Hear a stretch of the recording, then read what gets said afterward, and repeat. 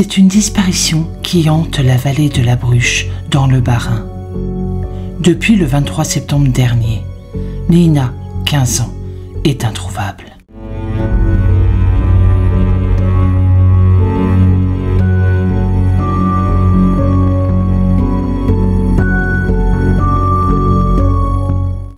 Cette très étrange affaire de disparition inquiétante d'une jeune adolescente a secoué toute la région Alsace, le pays même, et continue encore à le faire. Car dès le début de sa disparition, tout a été entrepris et tout ce qu'il est possible et envisageable de faire l'a été. Très vite et très méticuleusement. Et pourtant, à ce jour, la jeune fille, tout juste âgée de 15 ans, dénommée Lina, née un 8 août, n'a pas été retrouvée.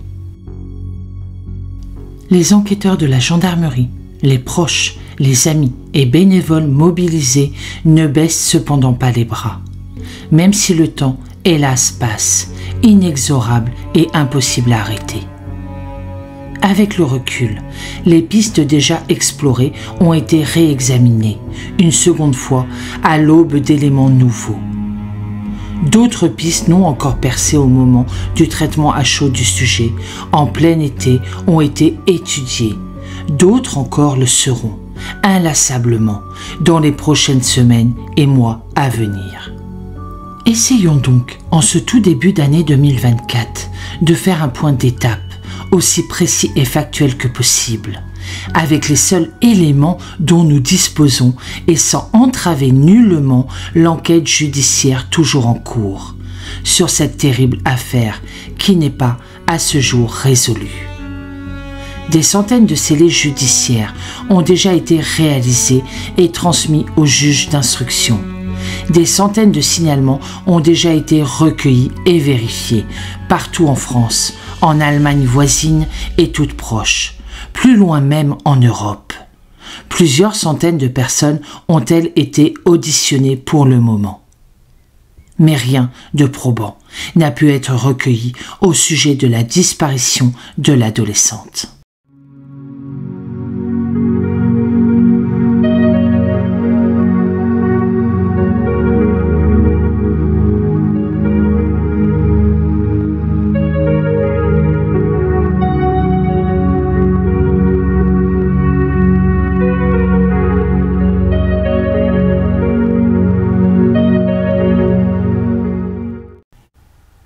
Aloha, j'espère que vous allez bien. On se retrouve aujourd'hui pour une mise à jour sur la disparition de la jeune Lina. Nous allons aborder ensemble les nouveaux éléments sur cette affaire de disparition très inquiétante.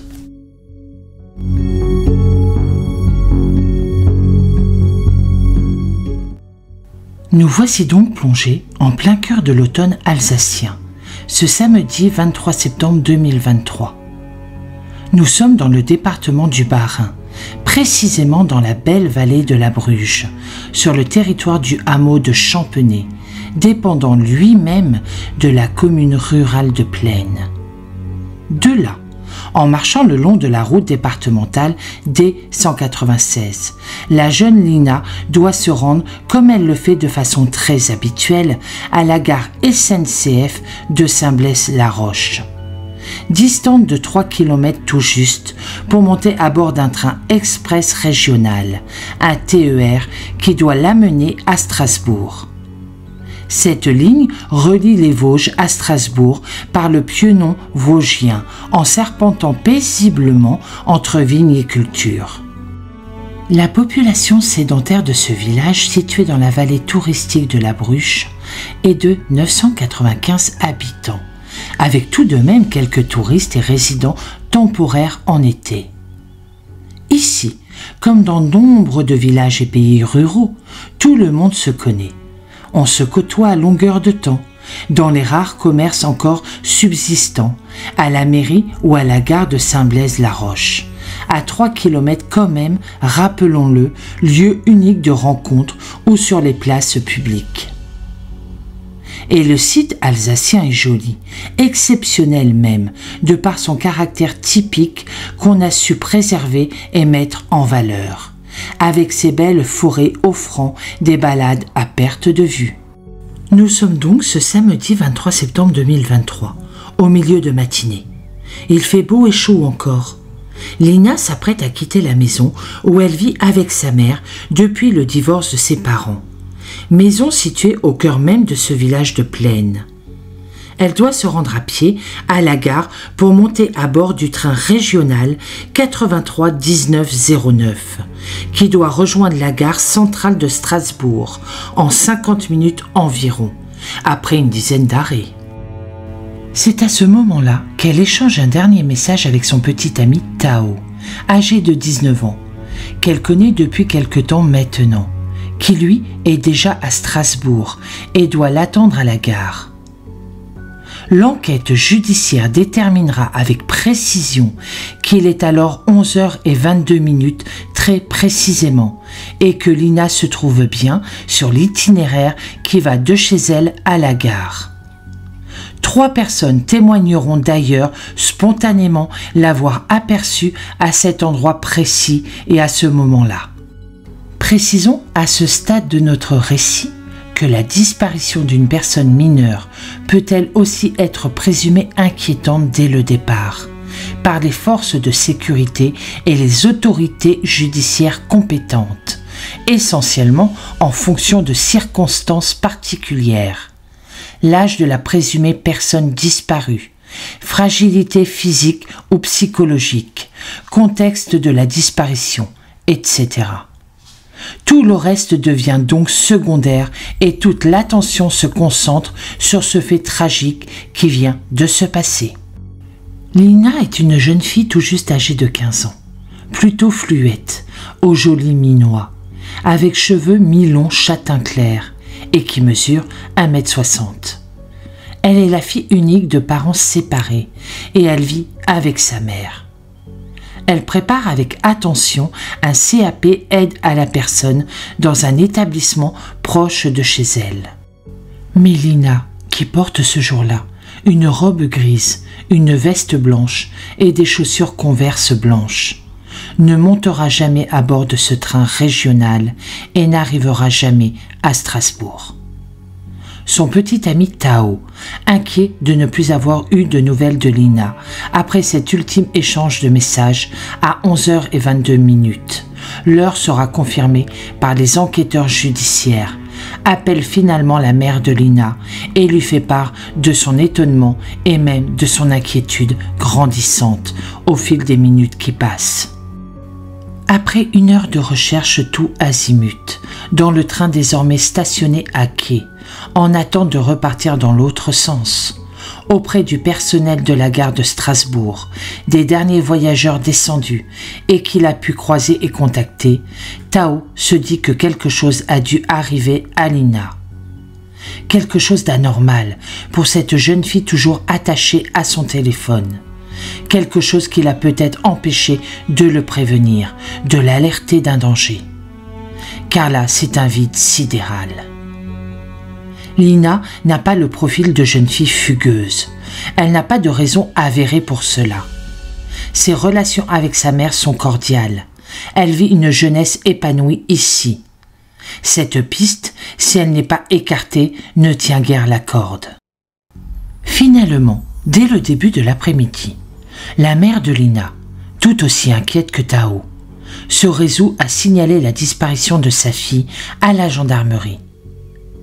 L'appel de la mère, appel angoissé et trahissant sa vive inquiétude, est reçu et enregistré à 13h30, très précisément, au centre opérationnel de la gendarmerie à Strasbourg et est relayé aussitôt sur l'unité la plus proche, la brigade territoriale de Saal.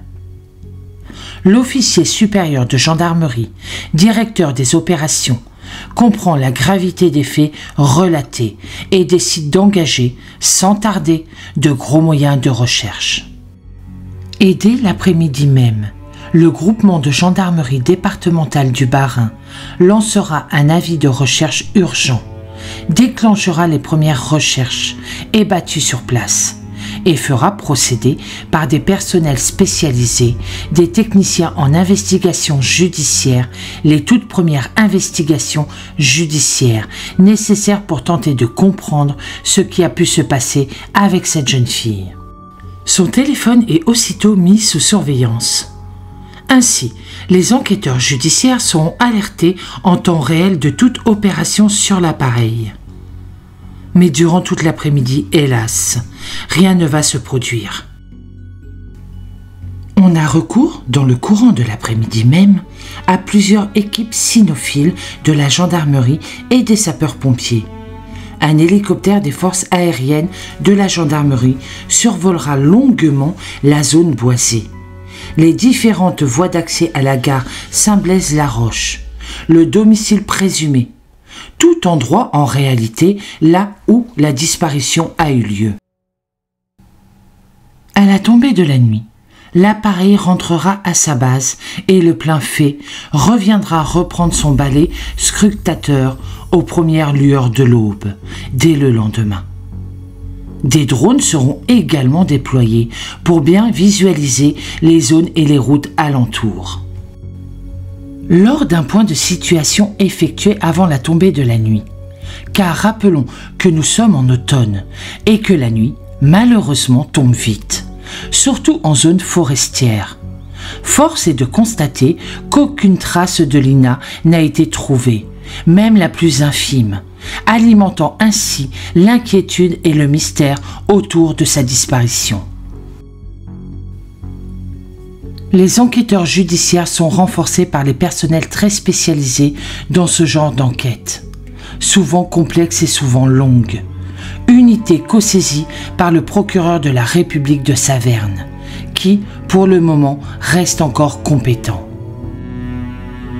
Pour les assister, les unités territoriales de gendarmerie, géographiquement les plus proches du lieu de domicile, qui avaient rapidement été dirigées sur place, sont renforcées et relayées.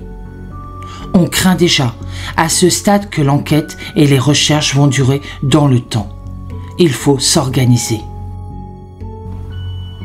Tous les personnels de la gendarmerie qui arrivent sur les lieux, souvent à bord de véhicules adaptés aux conditions de circulation délicates sur ces chemins étroits, escarpés, une quarantaine au total, sont immédiatement rassemblés sur la place de la mairie de Plaine et sont placés sous l'autorité du patron.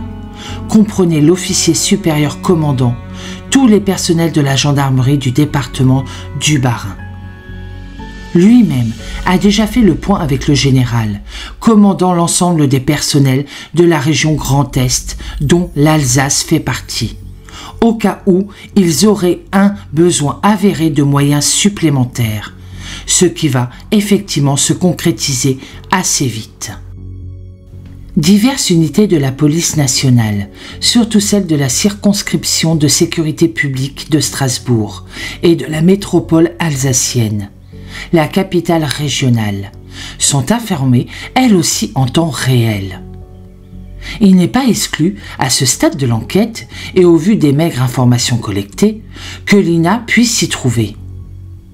De son plein gré ou contrainte, personne ne peut s'aventurer sur de telles hypothèses. Mais toutes les chances sont ainsi mises du même côté. Dans les dernières heures de clarté qui suivent ce point d'étape, en gros avant 19h30, les patrouilles déjà citées, venues des unités du groupement de gendarmerie départementale du Bas-Rhin, dont les renforts précieux des PSIG, les pelotons de surveillance et d'intervention de la gendarmerie, ainsi que les équipes motocyclistes tout-terrain et les équipes cynophiles en alerte ou celles qui ont été rappelées, une dizaine en tout, poursuivent leur quête, leur recherche, battant les hameaux, les villages, les sous-bois, les routes même les plus anodines ou les plus isolées. Rappelons encore une fois que cette célérité est essentielle car on sait que dans ce genre de signalement de disparition présumée inquiétante, les premières heures de recherche sont fondamentales. Et justement, plusieurs chiens pisteurs, circulant isolément sous la conduite de leur maître, perdent la trace de Lina qu'ils avaient relevé et suivi dès le domicile familial, sur la route qui va vers la gare de Saint-Blaise-la-Roche. Lina serait-elle montée à bord d'un véhicule? Une seule certitude domine. On sait dire à ce moment-là que l'adolescente est passée là, ou au moins tout près de là. Mais après cela, c'est la grande interrogation et la grande inquiétude.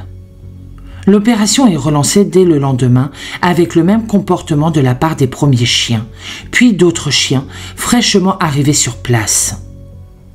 C'est curieux et conforte l'hypothèse déjà avancée d'un départ en véhicule depuis cet endroit.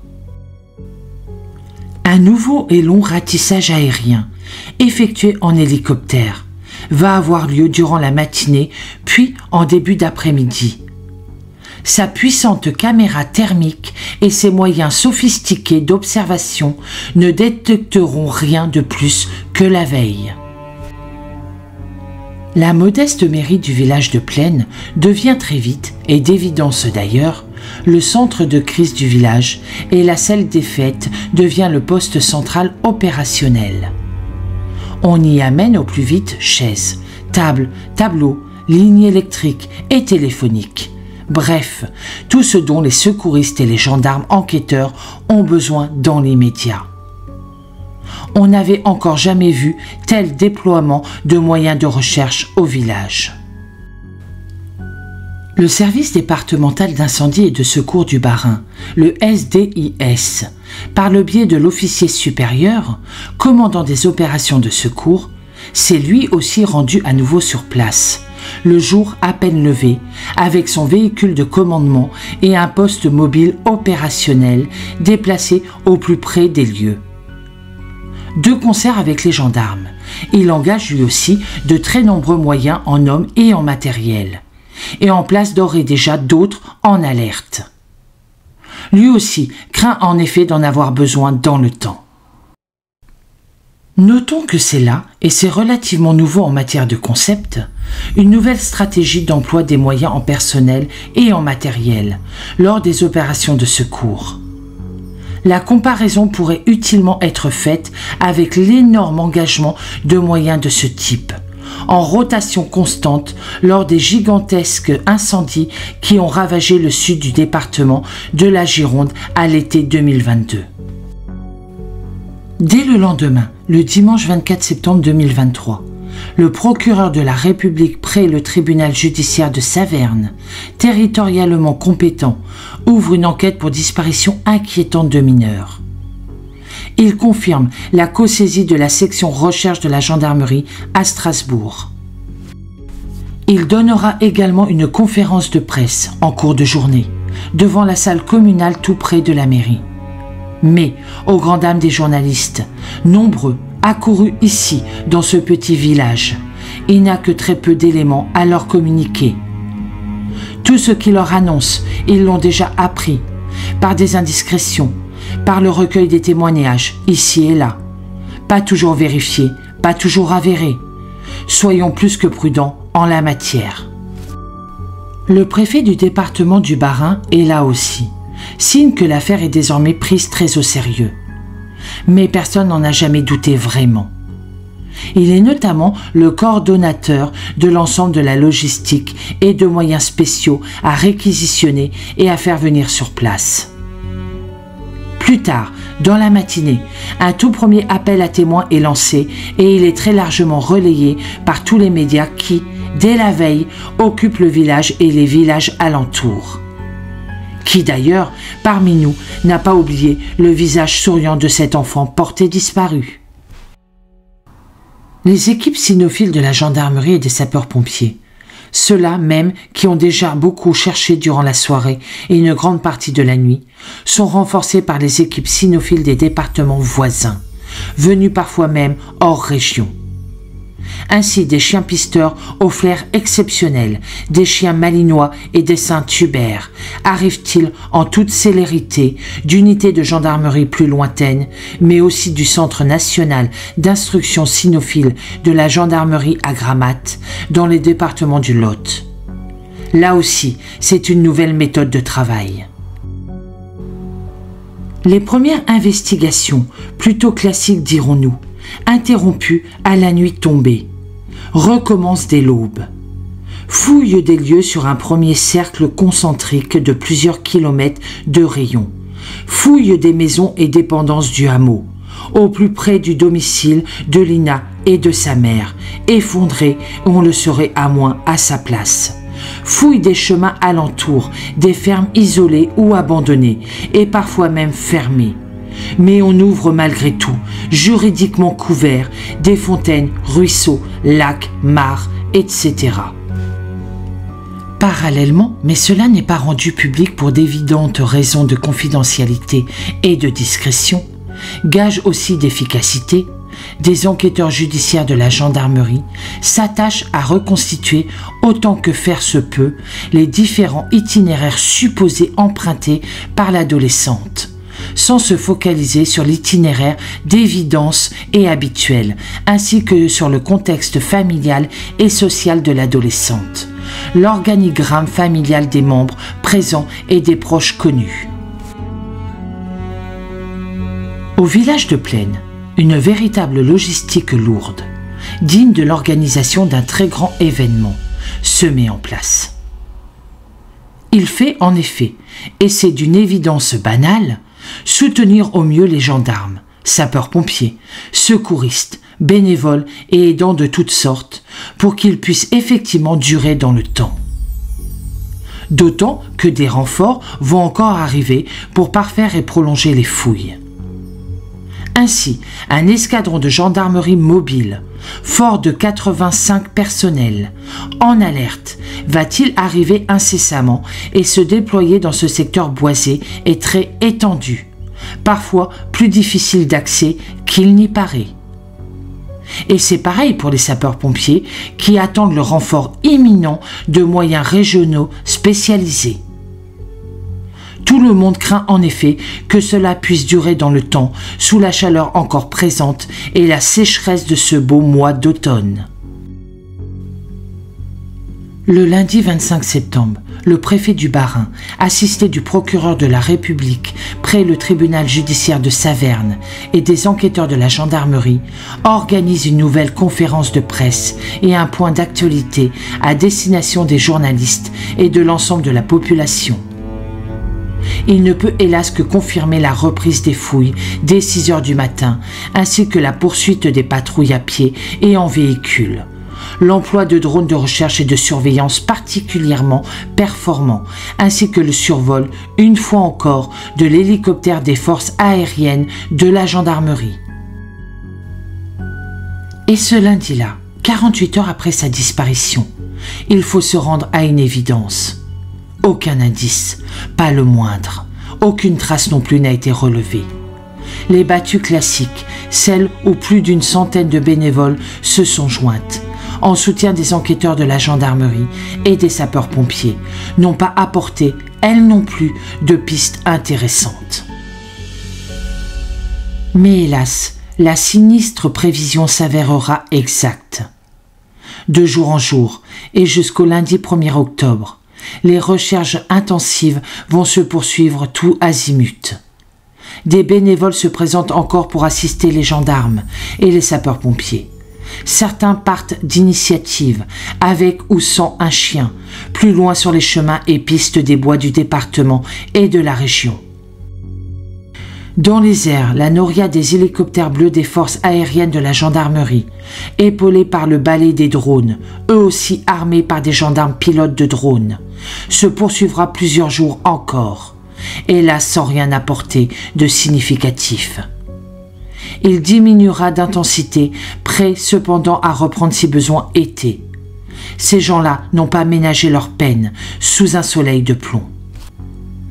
Les techniciens judiciaires plongeurs de la gendarmerie et des sapeurs-pompiers unissent leurs efforts pour sonder mares, lacs, rivières, ruisseaux, puits et points d'eau.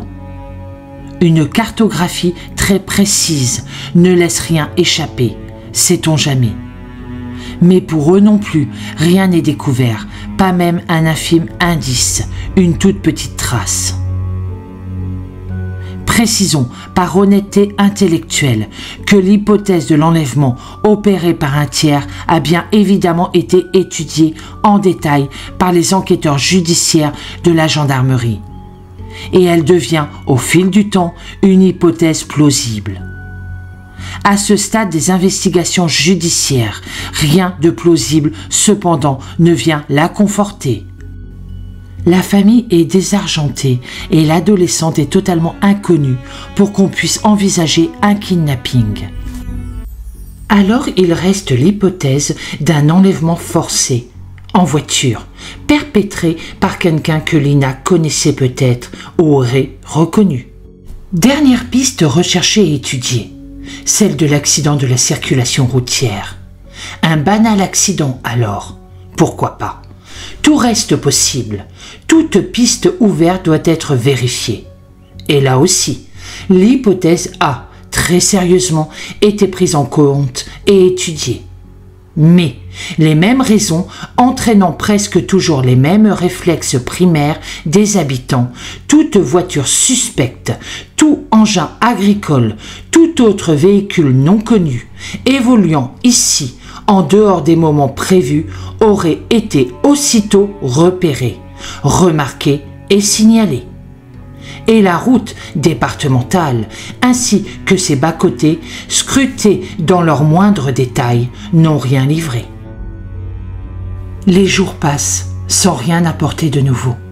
Si personne ici n'oublie Lina, la tension du premier jour retombe peu à peu et chacun retourne, par nécessité ou par dépit, à ses occupations routinières. Le jeudi 28 septembre, de nouveaux ratissages ont lieu, conduits par près de 80 gendarmes, de nombreux sapeurs-pompiers et bénévoles qui se sont mis spontanément à disposition des enquêteurs. Désormais, on entre dans un temps long de l'enquête judiciaire. Il va falloir analyser et comparer des dizaines de traces ADN prélevées. Également recenser et classer des dizaines d'empreintes digitales qui restent à affiner et à discriminer, reconstituer, suivre, comparer et observer plus de 1000 lignes téléphoniques distinctes, repérées autour de la commune de Plaine et des environs.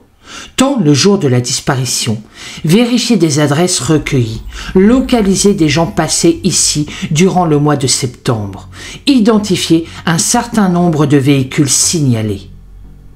C'est un travail de fourmi, travail auquel les gendarmes enquêteurs s'attellent sans rechigner. C'est le job et ils vont le faire, sans état d'âme. Tout à chacun sent bien qu'on franchit petit à petit un cap. L'espoir de retrouver Lina s'amenuise de jour en jour. On a bien sûr fait vérifier, par logique de recherche judiciaire, et l'espoir étant toujours là malgré tout, les gares routières, les gares de chemin de fer, les trains régionaux, les aérodromes et les aéroports, les ports et les ferries, les péages d'autoroute, les maisons des jeunes de la culture, les hôtels, bref, tout endroit où elle aurait pu être aperçue ou aurait logiquement pu attirer l'attention de quelqu'un, qu'elle ait été seule ou accompagnée. Mais ici encore, l'espoir n'est pas au rendez-vous. Signalons aussi que la mère de Lina, toujours très digne, reçoit beaucoup de soutien par message et par courrier.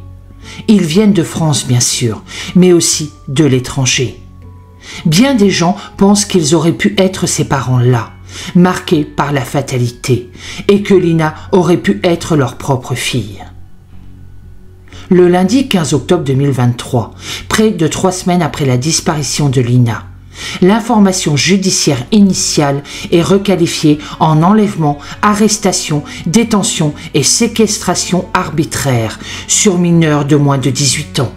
Non suivie d'une libération volontaire de plus de 7 jours. Elle est de facto confiée à 2 juges d'instruction du parquet de Strasbourg, siège du pôle criminel nord-alsacien, territorialement compétent. L'apprenant, beaucoup de gens de bonne foi et ignorant les complexités judiciaires et tout l'intérêt qui gagnerait l'enquête, ont été un peu trop vite en besogne et ont cru, à tort malheureusement, que la justice avait enfin trouvé quelque chose, arrêté un suspect. Idéalement, on ne prête qu'aux riches un coupable idéal. Pour eux, l'affaire était réglée et on allait voir ce qu'on allait voir. Ils ont été déçus. En effet, il ne fallait voir là rien que de très normal, comme nous l'avons dit à l'instant. C'est plus simplement l'adaptation du cadre d'enquête, donnant encore plus de moyens et de possibilités aux enquêteurs de la gendarmerie. Ni plus ni moins. Et c'est habituel en matière judiciaire, dans ce genre de dossier complexe et épineux. Parallèlement, l'observateur attentif notera qu'on ne parle plus, malheureusement, de disparition inquiétante d'un mineur de 18 ans et que l'espoir de retrouver l'adolescente en vie, du moins dans sa région d'origine, s'amenuise quand même sérieusement, sans toutefois disparaître, l'hypothèse criminelle se renforçant de jour en jour. Le 22 novembre 2023, dès le matin, une grosse agitation règne dans plusieurs communes du Bas-Rhin et d'un département limitrophe. Les villages ciblés, d'ailleurs déjà gagnés par une sorte de torpeur automnale, sont presque tous bouclés par un important dispositif de gendarmerie. On n'y entre pas sans montrer patte blanche. Plusieurs maisons et divers véhicules d'une même marque et d'un même type commercial sont fouillés et perquisitionnés. Sous l'œil et les caméras des journalistes que la rumeur a fait accourir en grand nombre. Ils sont néanmoins tenus à distance plus que raisonnable par un cordon de gendarmerie étanche. C'est l'émotion au sein de ces villages et le temps est suspendu à la découverte éventuelle de quelque chose. Là encore, les curieux pensaient tenir une nouvelle piste. Mais le soir venu, il faut, une fois de plus, se rendre à l'évidence. La pression est retombée et il n'y a plus de suspense. Il n'y a pas eu d'interpellation ou de découverte majeure. Mais, ténus et particulièrement méticuleux, les enquêteurs avaient suivi la logique judiciaire de tout vérifier point par point. En effet, si la surprise était de taille, au vu des moyens engagés, rien, finalement, n'en filtrera. Vérification technique et numérique en cours.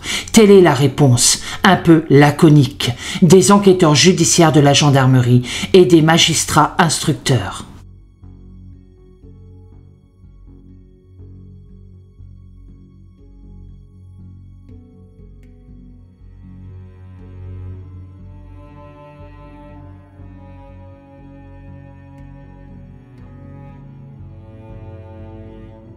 Une semaine plus tard, alors que novembre pointe ses premiers jours sur le calendrier et que les chênes verts ont viré à ce joli teint orange automnal, des gendarmes plongeurs, tous spécialistes judiciaires subaquatiques, venant d'unités spécialisées, sondent et fouillent à nouveau les lacs environnants. Le temps et les conditions météorologiques auraient en effet pu faire remonter un corps depuis le temps de la disparition. Mais leurs efforts ne seront pas récompensés. Là encore, la piste, une fois vérifiée, sera abandonnée. Et le temps passe toujours. Ça y est, l'automne va se terminer et l'hiver, plutôt doux pour le moment, est presque arrivé sur la région. En parallèle et très discrètement, à l'abri des indiscrétions des caméras ou des micros déployés par les médias, les 2 juges d'instruction et la quinzaine de gendarmes enquêteurs, détachés désormais à plein temps, réunis au sein d'une cellule de travail dédiée exclusivement à cette enquête hors norme, poursuivent inlassablement leur investigation, sans jamais perdre le cap ni communiquer. Ainsi, du mardi 12 décembre au jeudi 14 décembre 2023, les gendarmes, en groupe d'enquête, se sont donc présentés chez les résidents de ce petit village de plaine et des hameaux environnants, autrefois si calmes.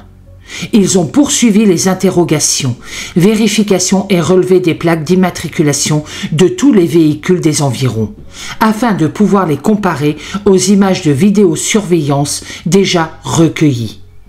Un indice crucial pour retrouver Lina pourrait s'y trouver. Début janvier 2024, les 2 magistrats instructeurs et les gendarmes enquêteurs font le point. C'est nécessaire pour rester serein. Le plus serein possible. Ils ont lu et relu l'épaisse procédure, revu la famille, les proches, les experts. L'hypothèse de l'enlèvement crapuleux, appelons-le ainsi dans le jargon habituellement utilisé, tient la corde. Si effectivement il y a eu intervention d'un tiers, par enlèvement, programmé ou non, de force ou de gré, l'enquête change de cadre juridique. Là aussi, tout ce qu'il est possible d'imaginer en tenant compte des lieux et des circonstances a été listé, vérifié, revérifié, testé, analysé, scruté, observé en détail. Il est évident que cette hypothèse est la plus cruelle pour la mère et les proches et s'avère particulièrement complexe pour les enquêteurs de la gendarmerie. L'expérience judiciaire montre de surcroît que si c'est bien organisé, ça peut hélas fonctionner. À titre de comparaison réaliste, repensons simplement à l'enlèvement le 9 janvier 2003 de la petite Estelle Mouzin dans le village de Guermantes, en Seine-et-Marne, à la nuit tombée. Là aussi, d'immenses moyens de recherche avaient été mis en œuvre, en vain. La petite fille avait très vite été transportée dans les Ardennes par un redoutable prédateur. Mais néanmoins, les lieux à Guermantes n'étaient pas les mêmes, si l'on peut le dire ainsi. Le jeudi 1er février 2024, Fanny Groll, la mère de Lina, est longuement reçue par les 2 magistrates instructrices pour faire un nouveau point sur l'enquête et les suites réservées. Jusqu'à ce jour, elle avait surtout été en contact régulier avec les gendarmes enquêteurs. Toujours sous le coup d'émotions très fortes et trop marquées par le manque cruel créé par sa fille, elle n'a pu reprendre pour l'instant son activité professionnelle. Le vendredi 2 février 2024, au lendemain de son entrevue judiciaire, cela fait 4 mois et demi que Lina a disparu. Sa mère, toujours très digne, très sobre aussi dans son port et dans son éducation, soutenue par son conseil, lance un nouvel appel via les médias. Elle veut retrouver sa fille, elle en a un besoin viscéral de comprendre. On apprendra enfin en marge de l'enquête, mais c'est révélateur du climat délétère qui s'est installé depuis septembre 2023, qu'une plainte a été déposée par Fanny, la mère de Lina, contre un animateur d'une chaîne du réseau YouTube, alléguant un peu vite et sans aucun fondement une relation entre la mère et Tao, le petit ami de Lina. Marion, la cousine de Lina, qui demeure, elle, en région parisienne, mais connaît bien Lina, met en garde contre de telles accusations et nouvelles très graves et totalement erronées sur les réseaux sociaux. Aujourd'hui, 5 mois après les faits, l'enquête avance lentement, discrètement, sûrement, espérons-le. Nous savons désormais, car les choses ont été progressivement rendues publiques, que les témoignages des 2 personnes qui ont affirmé, toutes 2, et sans s'être concertées avoir aperçu la jeune Lina ce jour-là, à bord d'une voiture, sur la route départementale, mais venant, il en est certain, de la gare de Saint-Blaise-la-Roche, et se dirigeant donc vers Strasbourg et la sortie de la vallée de la Bruge, sont réexaminés avec une attention toute particulière. On veut ainsi, au niveau des enquêteurs de la gendarmerie, éviter toute erreur de date, de lieu, de temps, de comparaison. Par habitude, on connaît malheureusement la fragilité du témoignage humain, surtout s'il n'est pas solidement étayé. Est-on absolument sûr du jour? L'heure avancée est-elle exacte? Les lieux décrits ont-ils été reconnus avec certitude? Connaissait-il bien Lina et saurait-il la reconnaître sans le moindre doute, même dans un véhicule en mouvement? Deuxième point, Lina, l'adolescente de 15 ans disparue, avait déposé plainte pour agression sexuelle en réunion contre 2 jeunes hommes majeurs en juin 2022. Cette plainte avait initialement été classée sans suite, 1 an plus tard, pour motif de faits insuffisants caractérisés, suscitant l'incompréhension de tous, surtout de la mère de Lina, même pas avisée en temps réel. Mais finalement, cette plainte, vieille d'1 an et demi, va être réexaminée par le parquet de Saverne dès le mois de janvier 2024, à la lueur notamment des faits nouveaux mis en lumière et engrangés par l'enquête relative à la disparition de Lina. À ce jour, ces 2 personnes, vite retrouvées, ont été réentendues, leur alibi vérifié, leur véhicule et téléphone examinés. Pour le reste, le silence des enquêteurs judiciaires de la gendarmerie et de 2 magistrats instructeurs reste total. Retenons d'ailleurs à ce sujet, et il est important de le repréciser ici, que la plus grande prudence et le silence total, comme s'il était respectueux, accompagnent désormais et de plus en plus magistrats et enquêteurs dans ce type d'enquête. Gardons donc espoir. 3e point, un jeune homme d'un âge estimé à 20 ans, circulant à bord d'un véhicule de couleur sombre, sans doute bleu ou grise, ou proche de ces 2 couleurs-là, semble-t-il, de marque Renault, de type commercial usuel Clio, et activement recherché par les enquêteurs, depuis qu'il a été signalé aux abords d'une aire de jeu en septembre 2023. On a accentué les recherches sur ce type de véhicule, en parallèle d'un autre modèle français, les berlines Citroën Xantia, même si ce dernier modèle ne fait pas l'unanimité dans les témoignages. La présence de ce jeune homme au comportement étrange avait été signalée aux enquêteurs par les parents d'une jeune enfant scolarisée non loin, enfant qu'il aurait abordé quelque temps auparavant. 4e point, les enquêteurs s'étaient également penchés très vite sur l'exploitation des images vidéo de toutes les caméras de vidéosurveillance de la région, de surcroît en ratissant large.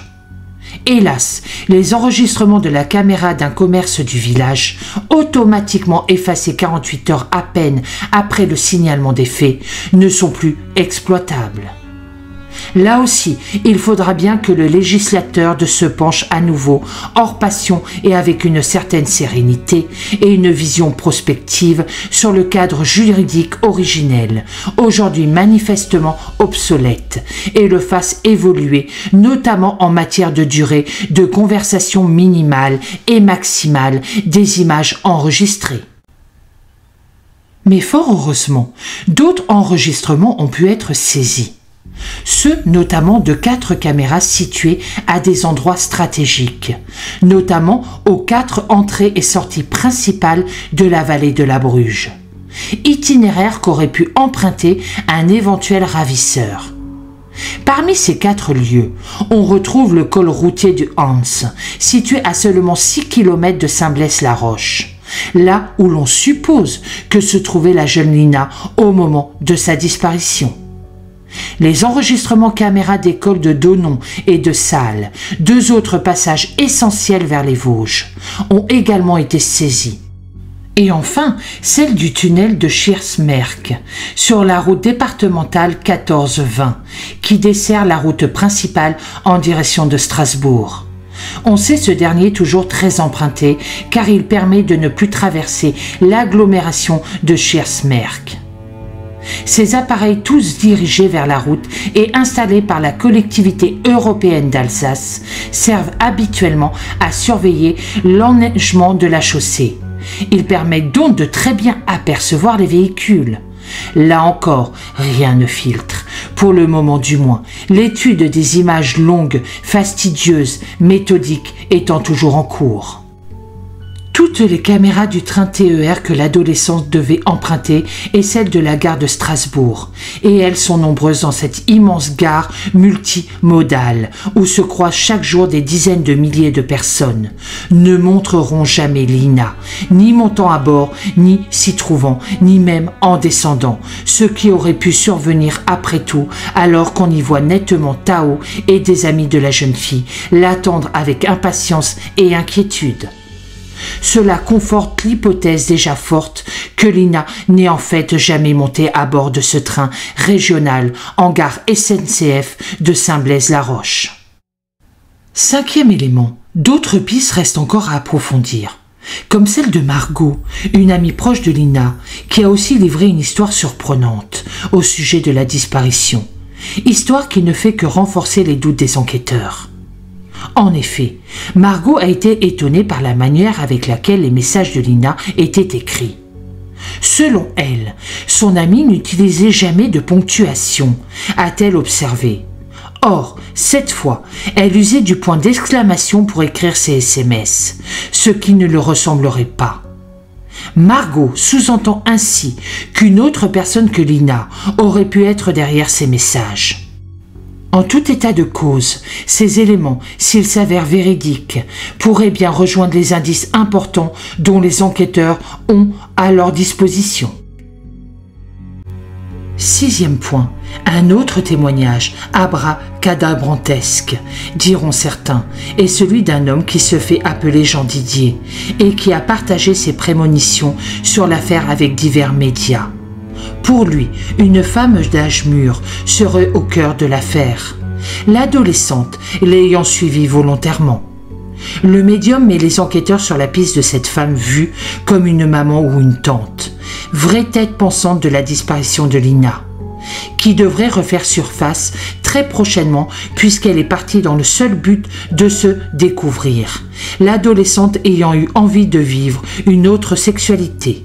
Elle serait donc en train de vivre ses premières expériences en tant que femme, une version décidément abracadabrantesque.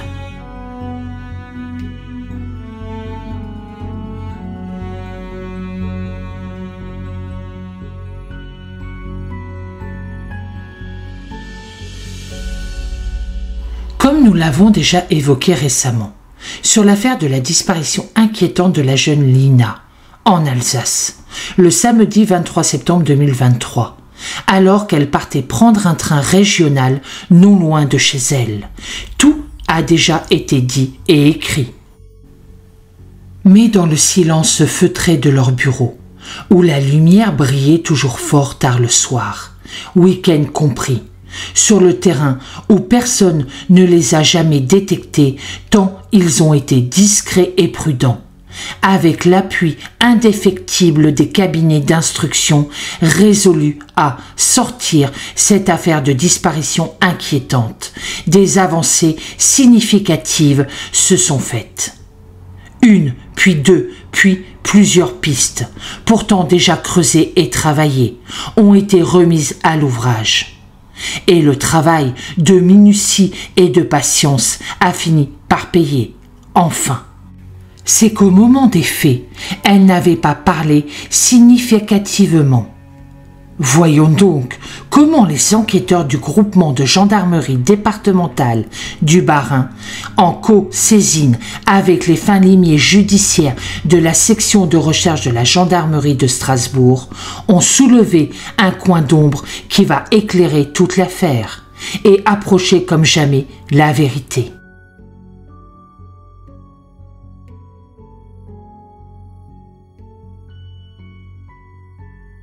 Avant de voir comment une trace ADN de la jeune Lina a été formellement isolée, puis identifiée à bord d'un véhicule signalé volé depuis plusieurs mois en pays étranger, mais découvert sur le sol français. Il nous faut tout d'abord remonter le fil du temps. Si elle n'était pas aussi tragique, car n'oublions jamais qu'il y a eu peut-être le décès d'une jeune adolescente. L'histoire confirmerait presque au rocambolesque. Au printemps 2024, après de vaines recherches d'une supposée Renault Clio, premier véhicule suspecté d'être en lien avec l'affaire de disparition inquiétante, les enquêteurs de la section de recherche de la gendarmerie de Strasbourg, toujours en charge de l'enquête, repartent sur la piste d'une autre voiture signalée. Celle-ci, de marque Ford, de type berline modèle Puma, de couleur bleue ou gris clair. S'agissait-il bien de la voiture conduite par un individu au passé sulfureux, originaire du Doubs, département situé au sud des Vosges? En tout cas, ces éléments viennent aujourd'hui renforcer très significativement cette hypothèse.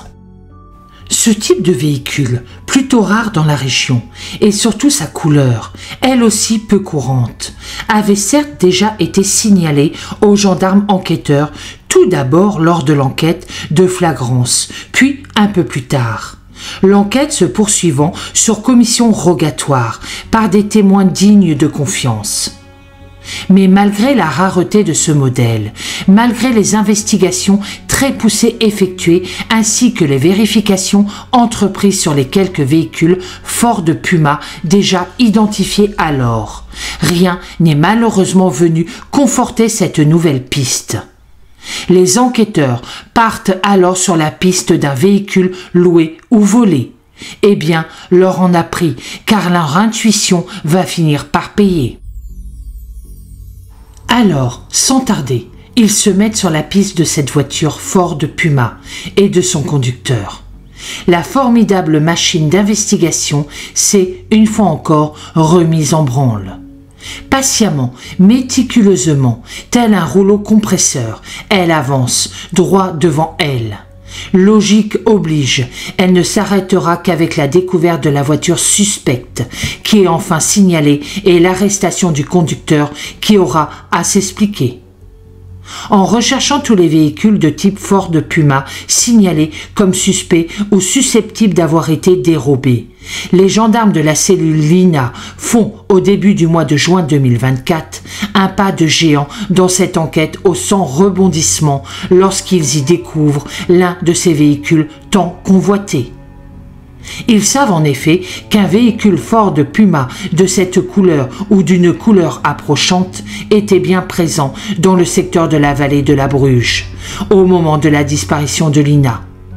Aujourd'hui, nous savons qu'il a été formellement identifié grâce à l'analyse des images de vidéosurveillance des 4 cols vosgiens mitoyens. Et il y a, derrière l'obscurité d'une cellule de travail, des centaines d'heures de visionnage d'images et d'analyses comparées, des semaines de travail de fourmi sans rien dire à personne. Mais comment en est-on arrivé là ? Retour en réalité sur une affaire dans l'affaire, rocambolesque et à rebondissements multiples, qui met en scène un homme au sulfureux passé judiciaire. Le vendredi 25 août 2023, le gérant d'une station-service Avia de Besançon, dans le département du Doubs, dépose plainte auprès de la brigade de gendarmerie dont il dépend. Il explique les raisons de sa venue et l'objet de sa plainte. Un individu, seul à bord, habillé d'un simple polo, se présente et fait le plein de carburant d'une voiture immatriculée en Allemagne et prend aussitôt la fuite. Toute l'affaire n'a duré que quelques minutes à peine. Il a été surpris, mais, observateur avisé, il sait que la voiture est une Ford Puma bleu ou gris clair. Marque, modèle et couleur confirmées par les images de vidéoprotection aussitôt saisies et analysées. Pour l'auteur des faits, c'est osé et même réussi. Si les enquêteurs récupèrent bien les images et passent l'immatriculation du véhicule au fichier des véhicules volés, l'opération restera néanmoins vaine et ne permettra pas d'identifier immédiatement l'auteur de la grivolerie et dont le conducteur. Le jeudi 21 septembre 2023, nouveau signalement pour les mêmes faits. La Ford Puma est de retour, à la même station-service. Comme dans un scénario bien rodé, culotté et audacieux, le même conducteur, habillé cette fois-ci d'un sweatshirt de couleur noire, fait à nouveau le plein et prend la fuite en suivant le même mode opératoire que la première fois. Une nouvelle plainte est donc déposée, mais aucun élément ne permettra là non plus aux enquêteurs de remonter jusqu'au conducteur, connu bien plus tard sous le nom d'un certain Samuel Gonin. Notons que ce second délit est commis tout juste 2 jours avant la disparition de la jeune Lina, dans le Bas-Rhin.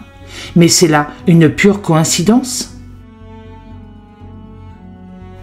Ces 2 grivelleries de carburant, selon le terme judiciaire, pourraient bien être l'une des clés de l'enquête.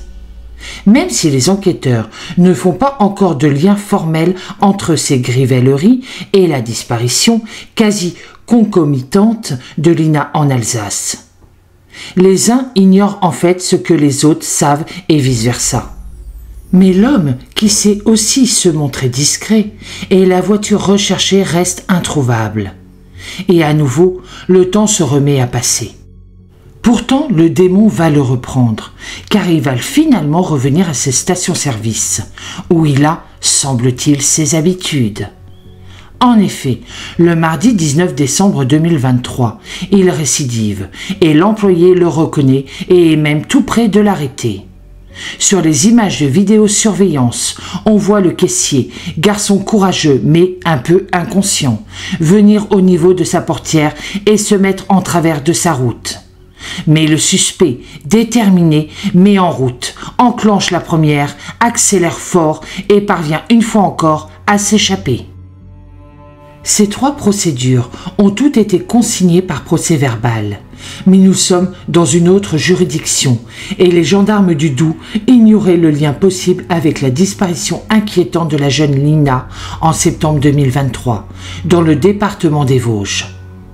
Ce ne sont que les éléments communiqués par le parquet de Strasbourg bien plus tard qui vont joindre tous ces faits. Dommage, mais c'est ainsi. Le samedi 6 janvier 2024, alors que le soir tombe doucement sur la Méditerranée, le destin va pourtant donner un nouveau coup de pouce aux enquêteurs. Cela tombe bien, car on commençait à désespérer. Vers 17h45, la brigade des douanes de Narbonne est en poste de contrôle sur une aire de repos de l'autoroute A9. La Langue d'Aucilienne, près de Sigean, dans le département de l'Aude, à près de 600 km de Besançon. Un véhicule Ford Puma de couleur gris-bleu clair, immatriculé en Allemagne, tente de semer les agents des douanes qui voulaient le contrôler. Force le passage, prend la fuite à toute vitesse. On apprendra en soirée que le conducteur, un quadragénaire bisontin, avait forcé à plusieurs reprises les barrières de péage, les arrachant carrément, traversé les 3 voies de circulation malgré le trafic dense, heurté finalement un poids lourd et l'un des véhicules de la douane, où il s'encastre, sans pouvoir repartir et s'immobilise. La folle errance et la course-poursuite auront duré en tout et pour tout 30 minutes seulement, et il est interpellé en flagrance. Sous l'emprise de produits stupéfiants, comme le révéleront les analyses toxicologiques effectuées et dont il semble être accro, à bord d'un véhicule signalé volé en Allemagne. Il est jugé rapidement en comparaison immédiate par le tribunal judiciaire de Narbonne, condamné dans la foulée à 15 mois de prison avec sursis, probatoire pour conduite sous l'emprise de stupéfiants et mise en danger de la vie d'autrui. Il s'agit de la seule condamnation inscrite à son casier judiciaire et le bisontin a ensuite été remis en liberté. Quant au véhicule Ford Puma bleu-gris clair, il a été déposé en fourrière à Narbonne, en attendant que l'enquête avance, notamment pour déterminer comment le conducteur a pu se l'approprier en Allemagne, il y a plusieurs mois déjà. On s'efforcera aussi de savoir que cet homme, originaire de Besançon, ville et région où il avait plutôt ses habitudes, faisait du trafic dans le sud de la France en plein hiver, trafic de cigarettes ou de stupéfiants.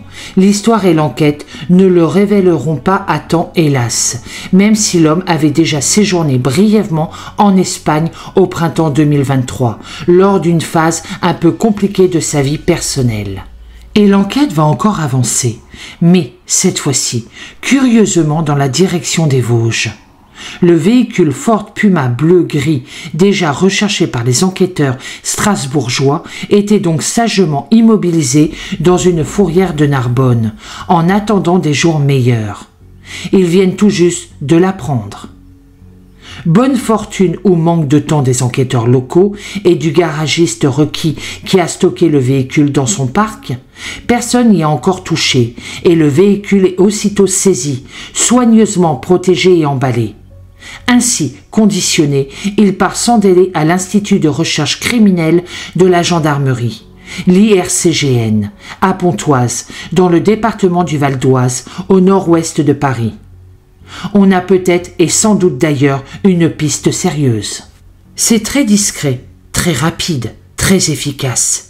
Là, à Pontoise, dans cette antre de la gendarmerie, nul doute que les fins limiers de la section spécialisée dans les véhicules vont tout faire pour faire parler la voiture, qu'ils vont patiemment décortiquer. C'est presque chirurgical. Mais tout cela pour être bien fait, incontestable en matière de preuves, inattaquable en droit, prend du temps, beaucoup de temps. On est dans le temps judiciaire, ne l'oublions pas. La téléphonie de l'homme, passée elle aussi au peigne fin, on s'en doute, va l'accabler plus encore et valider les hypothèses initiales des enquêteurs. Si le véhicule Ford Puma, tant recherché, se trouvait bien sur les lieux au moment de l'enlèvement, il semble plus qu'évident qu'aujourd'hui que l'homme y était aussi, même si on n'en possède pas encore la preuve formelle. Et la bonne nouvelle va tomber le vendredi 26 juillet 2024. Au soir, dans un communiqué émanant de la procureure de la République de Strasbourg, Yolande Renzi. Elle informe la presse d'une avancée majeure, c'est son expression, dans l'enquête sur la disparition inquiétante de la jeune Lina en septembre de l'année dernière. L'ADN de la jeune fille a été isolé et identifié dans ce véhicule, saisi et conduit en son temps par cet homme originaire de Besançon. Cet indice l'accable. Que faisait cette jeune fille dans ce véhicule, assise à l'arrière droit? Un autre atout précieux va émerger de ces recherches très techniques, très fouillées, qui n'ont absolument rien laissé au hasard. Rien n'échappe décidément à la sagacité de ces fins limiers. L'analyse du système GPS de la voiture va se révéler riche d'enseignements. En effet, le véhicule était bien présent dans la vallée de la Bruge le jour de la disparition de Lina et un itinéraire routier va de Besançon jusqu'au lieu de la disparition dans les Vosges, dans les jours précédents et aussi le jour même. C'est techniquement imparable, du moins pour le véhicule. Et divers effets ayant appartenu à la jeune Lina, dont un sac à main sont retrouvés dans l'habitacle. Son téléphone portable, en revanche, éteint brutalement à 11h22 très précisément, le jour de la disparition, n'est cependant pas retrouvé. On sait aussi, par analyse et expertise judiciaire, qu'il n'a pas été éteint normalement. Mais le destin, s'il a donné un coup de pouce, va aussi se montrer cruel pour tous ceux qui voyaient en cette avancée majeure une identification formelle du criminel. En effet, les enquêteurs de la section de recherche de Strasbourg n'ont même pas pu le placer en garde à vue à temps pour tenter d'éclairer ces multiples zones d'ombre de cette enquête, puisque l'homme a finalement été retrouvé décédé par pendaison à son domicile de Besançon le 10 juillet 2024. Il était chez lui, dans son petit appartement du quartier des Prés de Vaux, à Besançon, en laissant bien visible une curieuse lettre d'adieu et d'excuses à l'attention de ses deux fils. Il avait 43 ans au moment de son décès. Laissons les termes mêmes de cette lettre d'adieu personnelle et intime. Il ne nous en apprendrait pas davantage sur ses éventuelles motivations et son comportement. L'homme avait déjà agressé par le passé 2 femmes et avait été condamné pour cela. Son père inquiet alerte les secours devant l'absence répétée de réponse de la part de son fils. Le reste est connu et hélas tragique. On sait peu de choses sur cet homme et il ne nous appartient sûrement plus de fouiller plus en avant dans son passé. On notera juste, objectivement, car cela éclaire l'enquête, une rupture familiale avec sa dernière compagne, une perte d'emploi, une courte hospitalisation en psychiatrie et un éloignement d'avec son père, dont il était pourtant très proche. Le tout au printemps 2023, puis l'agression inexpliquée d'une vieille femme de 90 ans en août 2023. Un vol à l'arraché, commis aussitôt après, est le début d'une galère. Mais qu'à cela ne tienne, l'enquête sur la disparition inquiétante de la jeune Lina continue. Dès le mardi 30 juillet 2024, de nouvelles fouilles sont opérées dans toute la vallée de la Bruche et dans les Vosges, partout en fait où le système GPS du véhicule avait borné. Là encore, malgré l'été, les congés, les charges pesant sur toutes les unités de gendarmerie, départementales ou mobiles, l'engagement est fort. Partout des voitures bleues sérigraphiées, des breaks banalisés bleu nuit, des motos de route et tout-terrain aussi, des quads, de nombreux chiens pisteurs, des plongeurs, des archéologues aussi et des militaires hautement spécialisés en recherche de personnes portées disparues ou retenues, sillonnent les bois, les chemins, les villages, les cours d'eau. Mais pour qui connaît un peu les lieux, on sait lire une carte Michelin. La zone présumée est vaste, richement boisée, touffue, peu accessible en véhicule ou à pied, traversée de nombreux chemins pédestres ou sentiers forestiers. Ce n'est pas une promenade en forêt, c'est un parcours du combattant. De surcroît, le mauvais temps s'y met un jour sur deux. Mais sans état d'âme, les gendarmes, équipés, déterminés, y vont quand même et se lancent à l'attaque du massif, à parcourir en tous sens. Des binômes, maîtres chiens, venus tout exprès du Centre national de formation cynophile de la gendarmerie de Gramat, dans le Lot, sont à nouveau présents et assistent utilement les enquêteurs. Tous les moyens sont, une fois encore, comme en septembre de l'année dernière, mis en œuvre. La presse peut être peu respectueuse, dont nous, à titre personnel, de la présomption d'innocence, même si l'individu est décédé, révélera très vite le nom du conducteur du véhicule, dans lequel le profil ADN de Lina avait été retrouvé. Il s'agit de Samuel Gonin, un bisontin de 43 ans, ancien professeur de menuiserie dans un lycée professionnel de Besançon, dans le Doubs. Les premières nouvelles fouilles n'ont rien donné et, comme pour conjurer la fatalité ou la malchance, d'autres fouilles et investigations sont organisées dès le samedi 3 août 2024, en d'autres lieux, plus précisément dans la forêt d'Anould, toujours dans les Vosges. Le décor est le même, les difficultés aussi. Elles n'amèneront cependant aucun autre élément concret qui soit de nature à orienter la manifestation de la vérité. Enfin, le mardi 6 août 2024, les recherches reprennent encore et toujours, dans le bois, à 14 km de Vesoul, la préfecture du département de la Haute-Saône, limitrophe des Vosges, sur ses flancs nord-est. Le dispositif de recherche mis en place sous l'autorité de la gendarmerie est globalement la même, porté cette fois-ci par le groupement de gendarmerie départementale de la Haute-Saône. En faisant le point, après ces 3 essais infructueux où personne n'a épargné sa peine et sa sueur, les gendarmes enquêteurs de la section de recherche de Strasbourg et le juge d'instruction se mettent d'accord pour attendre d'autres éléments nouveaux et probants. Car à ce jour, malgré le décès du suspect numéro 1 qui, rappelons-le, n'est qu'un suspect et non pas une personne qui aurait été mise en examen, d'un chef d'enlèvement et de meurtre, l'information judiciaire n'est pas clôturée. Du moins pas encore. D'autres investigations se poursuivent, d'autres vérifications sont encore faites ou restent à faire. Mais gageons que, malheureusement, peu d'éléments nouveaux permettront, sauf surprise, de relancer utilement cette enquête dans les mois qui viennent. Souhaitons sincèrement que nous ayons tort, mais l'histoire nous a déjà montré tant de fois que c'est très souvent ainsi que cela se conclut. Mais le plus important, c'est d'avoir une pensée pour la famille de Lina, et surtout pour Lina. C'est la fin de cette vidéo de mise à jour sur cette affaire terrible.